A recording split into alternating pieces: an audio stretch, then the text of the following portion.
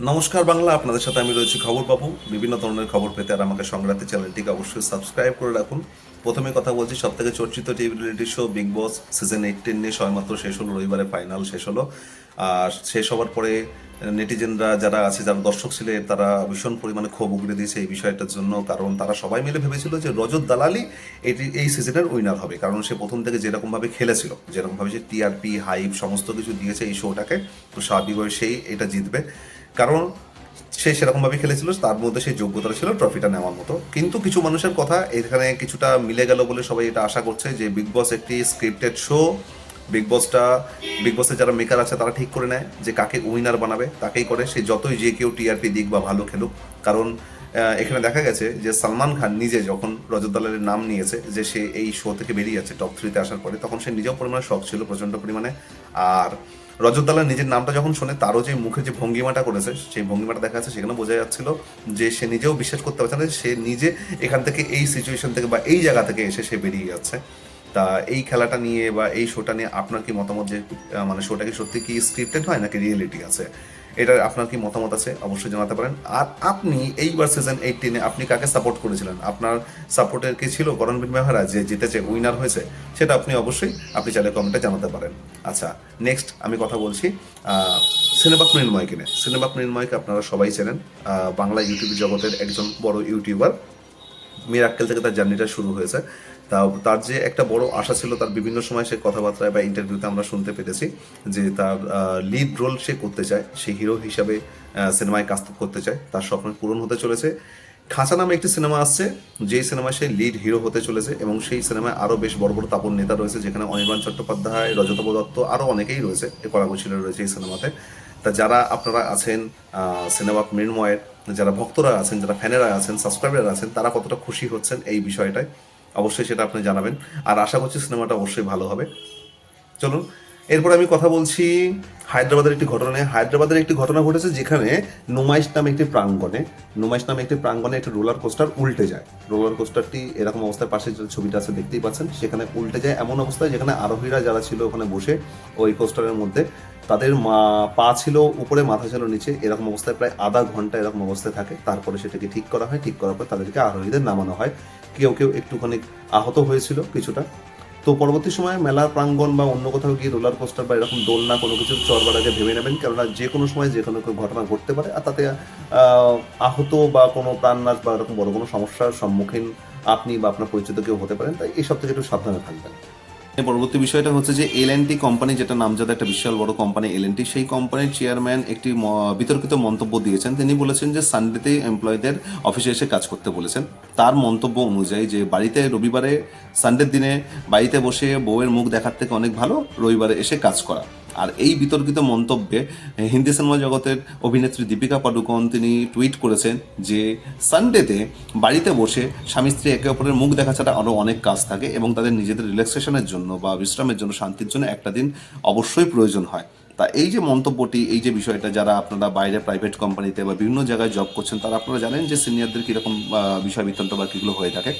এই বিষয়ে আপনার কি মন্তব্য, সেটা আপনি ইচ্ছা হলে অবশ্যই সেটা জানাতে পারেন। আর এই বাইরের আওয়াজগুলোকে একটু কাইন্ডলি একটু অ্যাডজাস্ট করে নেবেন।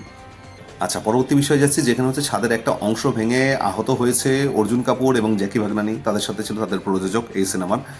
যারা শোনা যাচ্ছে যে পরবর্তী যেই সিনেমাটা আসছে তাদের, যে মেরে হাজবেন্ডকে বিবি বলে একটা সিনেমা আসছে, সেই সিনেমার একটা গানের দৃশ্য শুটিং করতে গিয়েছিল সেইখানে। আর যেখানে গিয়েছিল সেটা বেশ পুরনো একটি ভগ্নপ্রায় বাড়ি ছিল, সেখানে একটা অংশ ভেঙে এই অবস্থাটি ঘটেছে। কিন্তু সেটা সৌভাগ্যের বিষয়, এবং যেটা জানা গেছে যে পুরো ছাত্রী ভেঙে পড়েনি। যদি পুরো ছাত্রী ভেঙে পড়তো, তারা আরও যারা কলাকুশলী রয়েছিল তারা এবং আরও বেশি পরিমাণে আহত হতে পারতো। আচ্ছা, পরবর্তী যে বিষয়ে কথা হলো সেটা হচ্ছে শিয়ালদায় গত শুক্রবার রাতে 3জনকে ধরা হয়েছে, যারা হচ্ছে মায়ানমারে রোহিঙ্গা অধ্যুষিত এলাকা থেকে এসছে বলে তাদের খবর পাওয়া গেছে। শিয়ালদা স্টেশনে তারা যত্রতত্র ঘুরছিল, সেই সময় টিটিদের নজর পড়ে তাদের উপরে, তাদেরকে ধরা হয়। ধরা করে যখন প্রশ্ন জিজ্ঞাসা করা হয়, সঠিক উত্তর পাওয়া যায়নি বলে তাদেরকে জিআরপির হাতে তুলে দেওয়া হয়। তারপরে সেটা জানা যায় যে তারা মায়ানমার থেকে এসছে এবং তাদের কাছে কোনো বৈধ নথিপত্র কোনো কিছু পাওয়া যায়নি। আচ্ছা, পরবর্তী যে বিষয়ে কথা বলছি সেটা হচ্ছে অ্যালিমনি বা খোরপোশ নিয়ে, যেটার বিষয় আপনি ভিডিও বা কথাবার্তা খবরের কাগজে বিভিন্ন জায়গায় এখন দেখতে পাচ্ছেন, শুনতে পাচ্ছেন সমস্ত কিছু। এটা ভীষণ পরিমাণে এখন মানে চর্চায় চলছে, মানে এটা ঘটছে, বিভিন্ন জায়গায় ঘটছে, এবং তার জন্য যে পুরুষদের, বিবাহিত পুরুষদের কি কি ঘটনা ঘটছে সেগুলো আপনারা দেখতে পাচ্ছেন। তারই একটা ভিডিও যেটা চলছে এখানে পাশে দেখতে পাচ্ছেন, যে এমন একটা ঘটনা ঘটেছে যেখানে দেখা যাচ্ছে যে খোরপোশের টাকা একজন মহিলা নিচ্ছেন। আশা করি দেখে বোঝাই যাচ্ছে যে এরা স্বামী স্ত্রী, পাশে উকিল বসে আছেন, সেখানে খোরপোশের টাকা নিচ্ছে। বিষয়টা এখানে না, ভিডিওটার এখানে যেটা বেশি পরিমাণে, ভিডিওটা বেশ পরিমাণে এখন ভাইরাল হয়েছে দেখা যাচ্ছে। ভাইরাল হওয়ার কারণ হচ্ছে যে মহিলা যখন টাকা নিচ্ছেন, মহিলার মুখের হাসি আর পুরুষের মুখের কষ্টটা, এইটা এই জন্যই ভিডিওটা বেশি পরিমাণে ভাইরাল হয়েছে বলে এটা আমার অনুমান। যে মহিলা যে যখন খরগোশের টাকাটা নিচ্ছে তখন কত খুশি মনে নিচ্ছে, যেন মনে হচ্ছে কোনো যুদ্ধ জয় করে আসলো, বা জানা নাই তার সে কোন যুদ্ধ করেছে তার মানে সাংসারিক জীবনে বা কি করেছেন। কিন্তু পুরুষের মুখের কষ্টটা দেখে বোঝাই যাচ্ছে যে সে কোন কষ্টের মধ্যে দিয়ে বা কিসের মধ্যে দিয়ে সে টাকাটা সে তার ওই মহিলার হাতে তুলে দিচ্ছে। আর মহিলা যেভাবে হেসে নিচ্ছে তাতে যে খুব একটা যে ভালো কোনো কিছুর ইঙ্গিত পাওয়া যাচ্ছে সেটা কিন্তু না। এটা বেশিরভাগের মধ্যে কমেন্ট সেকশনে গেলে, আপনি যদি ভিডিওটা আপনার সামনে পড়েন, আপনি যদি কমেন্ট সেকশনে যান, তাহলে এটা আপনি কমেন্ট করে বুঝতেই পারবেন এই বিষয়টা। আর ওদের তো দেখতেই পেয়েছেন। তা অ্যালোমনি বা খোরপোশের বিষয়টা এখন ভীষণ পরিমাণে মাথা চড়া দিয়ে উঠেছে। আর যদি এই সম্বন্ধে আমাদের ভারত সরকার থেকে আইনের মধ্যে যদি কোনো নতুন নিয়ম বা নতুন কানুন যদি না আসে, তাহলে এইটুকু শিওর ধরে নেন যে নেক্সটে ভারতবর্ষে, আমাদের দেশে ছেলেরা বিয়ে করতে যেমন ভয় পাচ্ছে বলে শোনা যাচ্ছে, এবং বিয়ে করতে আগামী দিনে ভয় পাওয়ার তো দূরের কথা, বিয়ে করতে চাইবেও না। কারণ যেরকমভাবে যে পরিমাণে এখন এই ঘটনাগুলো ঘটছে, যেরকমভাবে হচ্ছে, তার থেকে তারা এই একটাই কথা বলছে যে খেটে ইনকাম করে নিজের মাথার ঘাম পায়ে ফেলে অথবা রক্ত জল করে কাউকে কারো মেয়েকে এইভাবে টাকা দেওয়ার জন্য তারা ইনকাম করে বিয়ে করবে না। যাই হোক, এই বিষয়ে আপনার কি মন্তব্য আছে? যদি কিছু থেকে থাকে তাহলে অবশ্যই সেটা কমেন্ট সেকশনে আপনি জানাতে পারেন।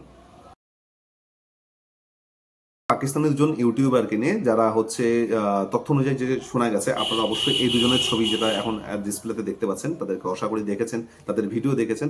এরা পাকিস্তানিতে, তা পাকিস্তানের যে অর্থনীতি, পাকিস্তানের রাজনীতি, পাকিস্তানের যে পরিস্থিতি, সেই বিভিন্ন রকম বিষয় নিয়ে মানুষের সাথে সাধারণতভাবে কথা বলে থাকে, এবং কথা বলতে গিয়ে তারা ভারতের যেই ভালো দিকগুলো আছে পাকিস্তানের তুলনায়, সেই ভালো দিকগুলো, এবং নরেন্দ্র মোদী যে আমাদের প্রধানমন্ত্রী আছে তার সম্বন্ধে বেশ গুণগান এরকম করে থাকেন।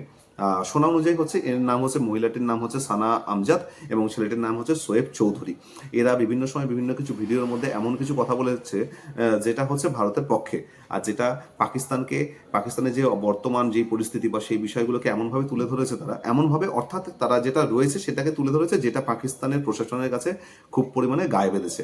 এবং সেই কারণের জন্য, যে এটা যতটুকু সূত্র অনুযায়ী শোনা যাচ্ছে, যে তারা বেশ কিছুদিন ধরে হয়ে গেল, গোটা 19 দিন কি 20 দিনের উপরে তারা তাদের চ্যানেলে কোনো ভিডিও দেয় না, কিন্তু তাদের ভিডিও দেওয়ার ফ্রিকোয়েন্সি দেখলে দেখা যায় যে তারা এর মধ্যে ভিডিও দিয়ে থাকে, কিন্তু এখনো তাদেরকে দেখা যাচ্ছে না।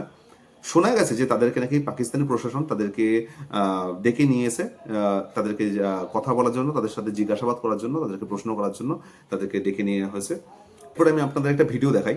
এই ভিডিওটা যেটা চলছে এবারে দেখতে পাচ্ছেন, যে আমরা ট্রেনে করে যখন দূরে কোথাও ঘুরতে যাচ্ছি, বা ট্রেনে করে যখন যাতায়াত করছি দূরপাল্লা ট্রেনে, তখন যে আমরা চা পান করছি সেখানে ট্রেনে, 10 টাকা, 15 টাকা, 20 টাকা চা, কফি বা বিভিন্ন কিছু যেগুলো পান করছি, সেই চায়ের জল কোথা থেকে আনা হয় সেটা এখানে দেখতেই পাচ্ছেন আপনি খুব ভালোভাবে।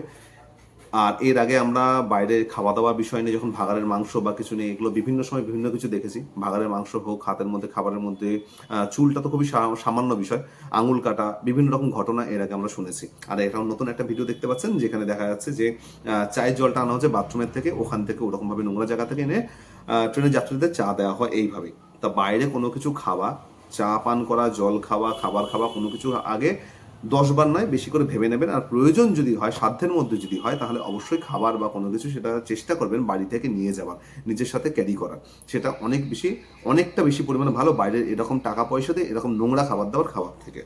পুরো ভিডিওটার মধ্যে শেষ ভিডিও এটাই, যেটা এখানে ভিডিওটা আপনার স্ক্রিনে দেখতে পাচ্ছেন, যেখানে একটি ওমেন পাওয়ারের একটা নমুনা বা একটা উদাহরণ এখানে দেখতে পাচ্ছেন, যেখানে আপনি বলতেই পারেন যে একটা গান আছে, চলিকে পিছে কে হ্যায়, সেখানে এর মধ্যে গানের মতো সাথে ছন্দ মিলিয়ে, যে চলিকে পিছে কে হ্যায় বা স্কার্টকে নিচে কে হ্যায়, এটা জানা ভীষণ পরিমাণে ভয়ঙ্কর।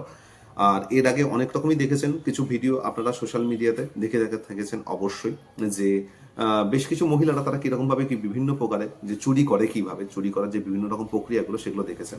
এটা কিন্তু ভীষণ পরিমাণে বড্ড ভয়ঙ্কর। এই বিষয়ে আপনার কি মতামত অবশ্যই আপনি জানিয়ে যাবেন। তো আজকের মতো খবর পাবো আপনাদের সাথে এই অবধি, দেখা হচ্ছে আবার অন্য কোনো খবরের মধ্যে। ততক্ষণের জন্য সবাই সুস্থ থাকবেন, ভালো থাকবেন এবং অপরকে সাহায্য করবেন। নমস্কার।